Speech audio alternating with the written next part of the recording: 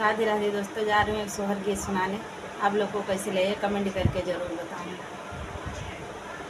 जसोदा के वही रे मड़ाइया बधैया भल बाजई बधैया भल बाजई हो। राम जन्म है दीन दयाल तीनी हो कुल ताराई हो।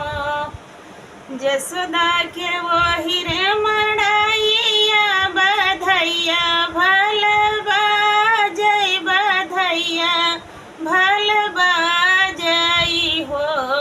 राम जन्म है दीन दयाल तीनी हो कुल ताराई हो।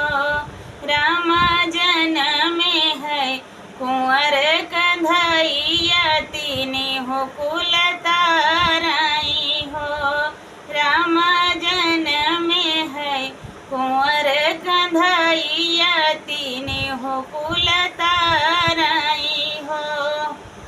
जसोदा के वही रे मड़ाइया बधैया भल बाजई बधैया भल बाजई हो।